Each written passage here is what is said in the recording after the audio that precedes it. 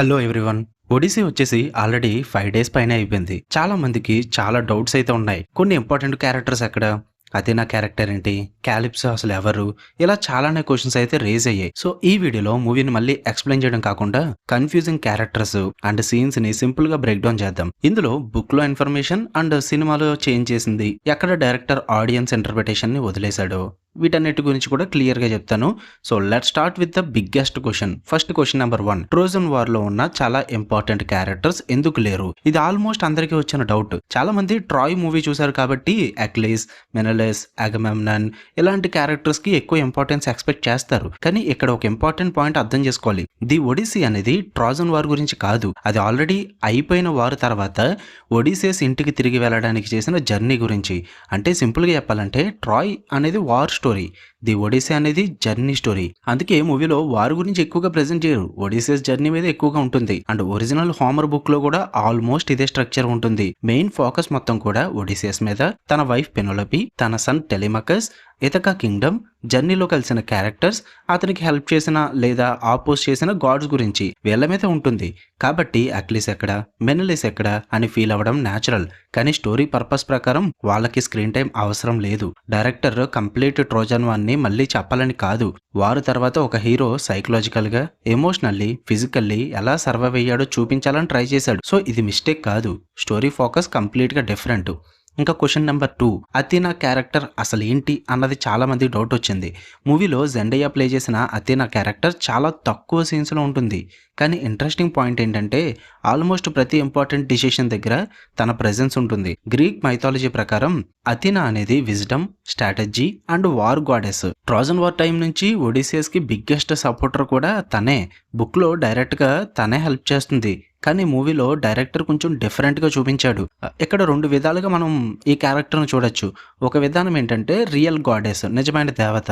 Movie మైథాలజీని direct గా follow చేస్తుంది అనుకుంటే అథేనా నిజంగానే ఒడిసేస్ ని ప్రొటెక్ట్ చేస్తుంది, అంటే కాపాడుతుంది. డేంజర్ వచ్చిన ప్రతిసారి ఆమె గైడెన్స్ ఇస్తూ ఉంటుంది, జర్నీ కంప్లీట్ అయ్యేలా చేస్తుంది. ఇది ఒరిజినల్ ఒడిసీకి క్లోజెస్ట్ ఎక్స్ప్లెనేషన్, ఫస్ట్ విధానం. ఇక రెండో విధానం ఏంటంటే మూవీలో ట్రాయ్ లో జరిగిన వార్ సీన్స్ గుర్తుంటే మీకు, ఒక యంగ్ ఉమెన్ చనిపోయిన సీన్ ఉంటుంది. కరెక్ట్ గా అథేనా గాడ్ స్టాచ్యూ యొక్క తల నరుకుతున్నప్పుడు సేమ్ అదే టైప్ లో ఒక యంగ్ ఉమెన్ చనిపోతున్న సీన్ కూడా చూపిస్తారు. తర్వాత అథేనా ఆల్మోస్ట్ జెండయా అదే రూపంలో కనిపిస్తూ ఉంటుంది. దీన్ని బట్టి చాలా మంది ఒక థియరీ చెప్తున్నారు, ఒడిసేస్ వార్లో చేసిన పనుల గిల్ట్ ని మర్చిపోలేదు. ఆ గిల్ట్, ఆ మెమరీస్, తన కాన్సియన్స్ అథేనా రూపంలో కనిపిస్తున్నాయని. అంటే అథేనా నిజంగా బయట ఉండకపోవచ్చు, ఒడిసేస్ మైండ్ లోనే ఉంటుంది అని అనుకోవచ్చు. డైరెక్టర్ ఎగ్జాక్ట్ ఆన్సర్ ఎక్కడ ఇవ్వలేదు. కాబట్టి ఈ 2 విధానాలు కూడా వ్యాలిడ్ గానే ఉంటాయి. నాకు పర్సనల్ గా సినిమా చూస్తుంటే డైరెక్టర్ ఆడియన్స్ డిసైడ్ చేసుకునే విధంగానే ఫ్రీడమ్ ఇచ్చినట్టు అనిపిస్తుంది. మీకేమనిపించింది చెప్పండి. Question number 3. క్యాలిప్సో అసలు ఎవరు? ఎందుకు ఒడిసియస్ ని ఐలాండ్ లో ఉంచుతుంది? జర్నీలో ఆల్మోస్ట్ అందరికీ గుర్తుండిపోయే క్యారెక్టర్ క్యాలిప్సో. గ్రీక్ మైథాలజీ ప్రకారం క్యాలిప్సో ఒక గాడెస్, తనొక దేవత. తన ఫాదర్ టైటన్ అట్లాస్ అని మైథాలజీ చెప్తుంది. ఆమె ఓగ్జియా అనే ఐసోలేటెడ్ ఐలాండ్ లో ఉంటుంది. ఒడిసేస్ క్రూ మొత్తం చనిపోయిన తర్వాత తను ఒక్కడే ఐలాండ్ కి రీచ్ అవుతాడు. మూవీలో లోటస్ ఇచ్చినట్టు చూపిస్తారు. దాని మీనింగ్ ఏంటంటే లోటస్ అనేది నార్మల్ ఫుడ్ కాదు. గ్రీక్ స్టోరీస్ లో అది పాస్ట్ పెయిన్ ని, గతాన్ని మర్చిపోయే సింబల్, రియాలిటీని మర్చిపోయి ప్రశాంతంగా ఎప్పటికీ ఉండిపోవడానికి సింబల్ అన్నమాట. క్యాలిప్సో ఒడిసేస్ ని ఫోర్స్ గా టార్చర్ చేయలేదు ఎక్కడ కూడా. యాక్చువల్లీ తన దగ్గర ఫర్ ఎవర్ ఉండమని కోరుకుంటుంది. ఇమ్మోర్టాలిటీ కూడా ఆఫర్ చేస్తుంది. సింపుల్ గా చెప్పాలంటే నీ జర్నీ, నీ పెయిన్ అన్ని వదిలేసి నాతోనే ఇక్కడ ఫర్ ఎవర్ గా హ్యాపీగా ఉండు అని ఆఫర్ చేస్తుంది. కానీ ఒడిసేస్ గోల్ ఒక్కటే, ఇథకాకి వెళ్ళాలి, నా వైఫ్ పెనోలపి దగ్గరికి వెళ్ళాలి, నా సన్ని కలవాలి. అదే డిటర్మినేషన్ తనకి. అదే రీజన్ వల్ల ఫైనల్లీ క్యాలిప్సో తనని రిలీజ్ చేస్తుంది. బుక్ లో కూడా గాడ్స్ ఆర్డర్ తర్వాత రిలీజ్ చేస్తుంది అని ఉంటుంది. మూవీలో ఎమోషన్ మీద ఎక్కువగా ఫోకస్ చేసి ఆ సెపరేషన్ ని కొంచెం డిఫరెంట్ గా ప్రెజెంట్ చేశారు. సో క్యాలిప్సో విలన్ కాదు, తను ఒడిసేస్ ని నిజంగా జెన్యూన్ గా లవ్ చేసింది. కానీ ఒడిసేస్ హార్ట్ మాత్రం ఎప్పుడు తన ఫ్యామిలీ దగ్గర ఉంటుంది. సో ఇక ఒడిసేస్ జర్నీ స్టార్ట్ అయ్యాక, ట్రోజన్ వార్ కంప్లీట్ అయిన తర్వాత ఒడిసేస్ అండ్ తన సోల్జర్స్ ఇథకాకి బయలుదేరుతారు. కానీ ఆ జర్నీ సింపుల్ కాదు. ప్రతి ఐలాండ్ లో ఒక కొత్త డేంజర్ వెయిట్ చేస్తూ ఉంటుంది. చాలా మంది మూవీలో ఈ సీన్స్ ఫాస్ట్ గా వెళ్ళిపోయాయి కాబట్టి కన్ఫ్యూజ్ అయ్యారు. సో ఒక్కొక్కటి సింపుల్ గా చూద్దాం. Question number 4. 1 ఐడ్ జైంట్ అసలు ఎవరు? అదే పెద్ద మాన్స్టర్ వస్తుంది కదా, ఒంటుకొన్న మాన్స్టర్, అది ఎవరని డౌట్ ఉంది చాలా మందికి. జర్నీలో ఫస్ట్ మేజర్ డేంజర్ ఇదే. దీని పేరు సైక్లోప్స్. చాలా మంది 1 ఐడ్ మాన్స్టర్ ఎవరని అడుగుతారు. అసలు వాడు మాన్స్టర్ కాదు. గ్రీక్ మైథాలజీ ప్రకారం వాడి పేరు పొలిఫెమస్. ఇంకా షాకింగ్ ఫ్యాక్ట్ ఏంటంటే పొలిఫెమస్ అనేది సీ గాడ్ పొసైడన్ కొడుకు. ఫుడ్ కోసం ఒక ఐలాండ్ దగ్గర ఆగిన ఒడిసియస్ అండ్ తన మెన్ ఒక కేవ్ లోకి వెళ్తారు. అది జైంట్ హౌస్ అని వాళ్ళకి తెలియదు. కొంచెం సేపటికి పొలిఫెమస్ వచ్చేసి కేవ్ క్లోజ్ చేసి ఒడిసియస్ సోల్జర్స్ ని ఒక్కొక్కరిని చంపి తినడం స్టార్ట్ చేస్తాడు. అప్పుడు ఒడిసియస్ డైరెక్ట్ గా ఫైట్ చేయలేడు. ఎందుకంటే జైంట్ ని చంపినా కూడా కేవ్ ఎంట్రన్స్ ని కవర్ చేసిన హ్యూజ్ రాక్ ని మూవ్ చేయలేరు. కాబట్టి ఇంటెలిజెన్స్ యూజ్ చేస్తాడు. తర్వాత ఒక బర్నింగ్ వుడ్ పోల్ తో వాడు ఒక్క కన్ను బ్లైండ్ చేసేస్తాడనమాట. కానీ ఎస్కేప్ ఎలా అయ్యారు? అది చాలా క్లవర్ ప్లాన్. షీప్ కింద వాళ్ళు డిస్గైజ్ యూజ్ చేసుకుని బయటకు వచ్చేస్తుంటారు షీప్స్ తో పాటు. మూవీలో ఈ సీక్వెన్స్ కొంచెం షార్ట్ గా ఉంటుంది. బుక్ లో మాత్రం ఇది కంప్లీట్ సస్పెన్స్ ఎపిసోడ్ అన్నమాట. కానీ ఇక్కడ ఒడిసియస్ బిగ్గెస్ట్ మిస్టేక్ చేస్తాడు. ఎస్కేప్ అయ్యాక తన పేరు రివీల్ చేస్తాడు. ఇది ఒడిసియస్ చేశాడని అరుస్తాడు. మీకు ఇదంతా కూడా బుక్ లో నీట్ గా ప్రెజెంట్ చేస్తారు. బట్ మూవీలో ఇంకొక విధంగా ప్రెజెంట్ చేస్తారన్నమాట. బట్ ఒకటి ఇక్కడ సిచ్యువేషన్ ఏం జరుగుతుందంటే ఆ జైంట్ ఆ సైక్లోప్స్ ఏదైతే ఉందో వన్స్ తన కన్ను హట్ అయిపోయిన తర్వాత ఒకటి అంటాడు. తన ఫాదర్ అయిన పొసైడన్ ని ప్రే చేస్తాడు. వీళ్ళు నా కన్ను హర్ట్ చేశారు, నాకు వెంజెన్స్ కావాలి, రెవెంజ్ కావాలన్నట్టుగా అరుస్తాడన్నమాట. యాక్చువల్లీ ఇక్కడ ఏముంటుందంటే అసలు బుక్ లో ఒడిసియస్ ఇంటికి ఈజీగా చేరకూడదు, అదే కర్స్ ఉంటుందన్నమాట. ఇక్కడ కొంచెం డిఫరెంట్ గా ప్రెజెంట్ చేస్తారు. మిగతా జర్నీ మొత్తం కూడా ఇంకా ప్రాబ్లమ్స్ కి మెయిన్ రీజన్ కూడా ఎక్కడి నుంచే స్టార్ట్ అవుతుంది. ఎందుకంటే వాళ్ళు జర్నీ చేయాల్సిందే సీ మీద, సముద్రం మీద. సముద్రానికి దేవుడే పొసైడన్. అలాంటి పొసైడన్ యొక్క కొడుకుని హర్ట్ చేస్తారు వీళ్ళు. సో అక్కడి నుంచే వీళ్ళ స్ట్రగుల్స్ అనేవి మొదలవుతాయి అనమాట. సో ఈ జైంట్ సీన్ అనేది జస్ట్ యాక్షన్ కాదు, ఎంటైర్ జర్నీని మార్చేసే టర్నింగ్ పాయింట్ ఇది. తర్వాత క్వశ్చన్ నెంబర్ 5, జైంట్ సోల్జర్ లాగా కనిపించిన వాళ్ళు ఎవరు? సైక్లోప్స్ నుంచి ఎస్కేప్ అయ్యాక ఒడిసియస్ ఇంకొక ఐలాండ్ కి రీచ్ అవుతాడు. మూవీలో అక్కడ సడన్ గా చాలా పెద్ద హ్యూమన్స్ హ్యూజ్ షీల్డ్స్ పట్టుకుని ఒంటి నిండా ఆర్మర్ వేసుకుని చాలా మంది వస్తుంటారు. వీళ్ళని అటాక్ చేస్తారు, షిప్స్ మీద కూడా అటాక్ చేస్తారు. చాలా అక్కడ మాక్సిమం ఒడిసియస్ జర్నీ చేస్తున్న వాళ్ళ షిప్స్ అనే నాశనం అయిపోతే అక్కడే. వీళ్ళని ఏమంటారంటే లాస్ట్రిగోనియన్స్. ఇక్కడ నేను పేర్లు ఏమైనా మిస్టేక్స్ పలుకుంటే మీరు కరెక్ట్ చేయండి, సారీ ఫర్ దట్. నాకు తెలిసినట్టుగా పలుకుతున్నా. వీళ్ళు కూడా జైంట్సే, కానీ సైక్లోప్స్ లాగా సింగిల్ మాన్స్టర్ కాదు, కంప్లీట్ రేస్ ఉంటుంది వీళ్ళ దగ్గర. గ్రీక్ మైథాలజీలో వీళ్ళని క్యానిబల్స్ అని డిస్క్రైబ్ చేస్తారు. అంటే హ్యూమన్స్ ని హంట్ చేసి తింటూ ఉంటారు. ఒడిసియస్ షిప్స్ ని కూడా వీళ్ళ నాశనం చేస్తారు. ఆల్మోస్ట్ అన్ని షిప్స్ అక్కడే డిస్ట్రాయ్ అయిపోతాయి. చాలా మంది సోల్జర్స్ కూడా అక్కడే చనిపోతారు. ఇంట్రెస్టింగ్ పాయింట్ ఏంటంటే మూవీలో చూసినట్టుగా ఒడిసియస్ అండ్ వాళ్ళ సింగిల్ షిప్ మాత్రమే అక్కడి నుంచి బయటపడుద్ది.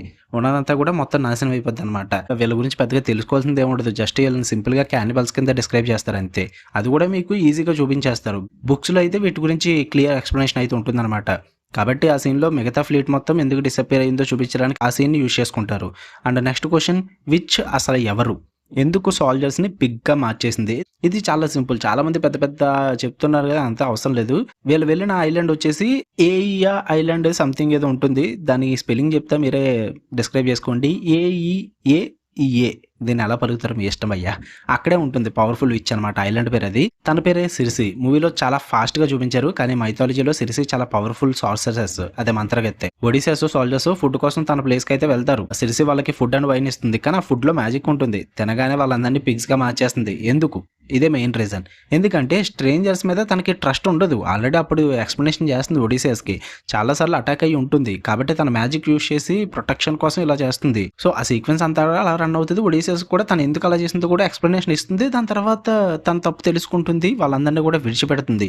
ఈవెన్ విడిచిపెట్టిన తర్వాత కూడా మీరు గమనిస్తే వాళ్ళ సోల్జర్స్ లో వచ్చి ఒకళ్ళు అంటారు, తను అలా వదిలివేద్దు, చంపేద్దామని చెప్పేసి, అలా ఉంచితే డేంజర్ అని చెప్పేసి. మీకు ఎక్కడ అర్థమై ఉండాలి. వాళ్ళకి కనీసం తన మీద జాలి కూడా వెయ్యదు వీళ్ళకి. సరే విడిపించింది కదా, నువ్వు వదిలేద్దామన్న ఐడియా ఉండదు, చంపేద్దామంటారు. బట్ ఒడిసియస్ మాత్రం విడిచిపెట్టి వెళ్తాడు. సో మీకు అర్థమై ఉంటుంది తను ఎందుకు అంత డేంజర్ ఫీల్ అవుతుంది, తను ఎందుకు అలా చేసిందని చెప్పేసి. అదే సింపుల్ గా అర్థమైపోతుంది మీకు. దీని వెనక పెద్ద రీజనింగ్ కూడా ఏం లేదు. ఇంకా దాని తర్వాత క్వశ్చన్, సెనాన్ క్యారెక్టర్ ఎవరు? మూవీలో చిన్న చిన్న ఫ్లాష్ బ్యాక్స్ లో కనిపించే క్యారెక్టర్ సెనాన్. గ్రీక్ మైథాలజీలో సెనాన్ అనే క్యారెక్టర్ ఫేమస్ అయింది ట్రోజన్ హార్స్ ప్లాన్ వల్ల. తను గ్రీక్స్ సైడ్ నుంచి ట్రాయ్ వాళ్ళని మోసం చేసి ఆ హార్స్ ని సిటీ లోపలికి తీసుకెళ్లడానికి హెల్ప్ చేశాడు. సినిమాలో డైరెక్టర్ తన బ్యాక్ స్టోరీని ఎమోషనల్ గా ఎక్స్ప్లెయిన్ చేశాడు. బ్రదర్ బదులుగా వార్కి వెళ్లడం, వార్ లో చనిపోవడం, ఇవన్నీ ఒరిజినల్ హోమర్ ఒడిసీలో లేవు. డైరెక్టర్ స్టోరీని ఎమోషనల్ గా కనెక్ట్ అవ్వాలని క్రియేట్ చేసిన వెర్షన్ ఇది. ఇదైతే బుక్స్ లో ఉండదు మీకు, కాబట్టి మూవీ వెర్షన్ ని ఒరిజినల్ మైథాలజీతో మిక్స్ చేయకండి. ఇంకా తర్వాత యాంటినోస్ ఎవరు? ఇప్పుడు ఇతక సైడ్ కి వస్తే, ఒడిసియస్ 20 years గా రిటర్న్ అవ్వకపోవడం వల్ల చాలా మంది కింగ్స్ పెనోలోపేని పెళ్లి చేసుకోవడానికి తన ప్యాలెస్ లోనే సెటిల్ అయిపోతారు. వీళ్ళనే సూటర్స్ అంటారు. వాళ్ళలో లీడర్ యాంటినోస్. యాంటినోస్ కి పెనోలోపి మీద ప్రేమ ఉండడం మెయిన్ రీజన్ కాదు, అసలు టార్గెట్ ఇతక కింగ్డమ్. పెనోలోపేని పెళ్లి చేసుకుంటే కింగ్డమ్ ఆటోమేటిక్ గా కంట్రోల్ తన చేతిలోకి వచ్చేస్తుంది. అందుకే టెలిమకస్ ని కూడా రిమూవ్ చేయాలని ప్లాన్ చేస్తాడు. ఎందుకంటే రియల్ హెయిర్ టెలిమకస్. ఇతనికి బదులుగానే సెనాన్ కూడా వారికి అయితే వెళ్ళడం జరుగుతుంది. ఆ సీక్వెన్స్ కూడా మీకు చిన్నప్పుడు చూస్తారు. ఇప్పటి వరకు మీరు ఒడిసియస్ జర్నీలో వచ్చిన ఇంపార్టెంట్ క్యారెక్టర్స్ అండ్ ఐలాండ్స్ గురించి చూసాం. ఇప్పుడు జర్నీలో most important mythology concepts and ending ని ఎక్స్ప్లెయిన్ చేద్దాం. క్వశ్చన్ నెంబర్ 9 వచ్చేసి అండర్ వరల్డ్ లో బ్లడ్ సాక్రిఫైస్ ఎందుకు? నేను అండర్ వరల్డ్ అని పిలుస్తున్నా, దానికి వేరే పేరు పెట్టలేక. ఓకే, మూవీలో ఒడిసియస్ 2 గొర్రెలను సాక్రిఫైస్ చేసి బ్లడ్ ని గ్రౌండ్ మీద పూర్ చేస్తాడు, అది ఒక ప్లేట్ లాంటిది పెట్టి. చాలా మందికి ఈ సీన్ అర్థం కాలేదు. గ్రీక్ మైథాలజీ ప్రకారం చనిపోయిన సోల్స్ కి ఫిజికల్ బాడీ ఉండదు, వాళ్ళకి స్ట్రెంత్ కూడా ఉండదు. బ్లడ్ అనేది టెంపరీ లైఫ్ ఫోర్స్ లాగా కన్సిడర్ చేస్తారు. అందుకే బ్లడ్ టచ్ చేసిన తర్వాత మాత్రమే ఆ సౌల్స్ క్లియర్ గా మాట్లాడగలుగుతారు. ఒడిసియస్ కూడా ఫ్యూచర్ గురించి తెలుసుకోవడానికి ప్రొఫెట్ టెరైజెస్ ని పిలుస్తాడు. టెరైజెస్ తన జర్నీ కంప్లీట్ చేయడానికి ఫ్యూచర్ డేంజర్స్ ఏంటి, ఎలా సర్వైవ్ అవ్వాలి అని క్లియర్ గా చెప్తాడు. అంతా కూడా మనం చూస్తాం. మూవీలో చాలా ఫాస్ట్ గా వెళ్ళిపోయిన సీన్ ఇది, కానీ మైథాలజీలో ఎంటైర్ జర్నీలో ఇది ఒక టర్నింగ్ పాయింట్ అనమాట. ఇంకా క్వశ్చన్ నెంబర్ 10, సైరన్స్ అసలు ఎవరు? మీకు ఎప్పుడైతే సాక్రిఫైస్ సీన్ జరుగుతుందో దాని తర్వాత వచ్చేదే సైరన్స్. మూవీలో సముద్రం మధ్యలో బ్యూటిఫుల్ వాయిసెస్ అయితే వినిపిస్తాయి. చాలా మంది ఆ సాంగ్స్ విని కంట్రోల్ లూజ్ అయిపోతారు, వాళ్ళనే సైరన్స్ అని పిలుస్తారు. సైరన్స్ మాస్టర్స్ కాదు, వాళ్ళ బిగ్గెస్ట్ వెపన్ వాయిస్.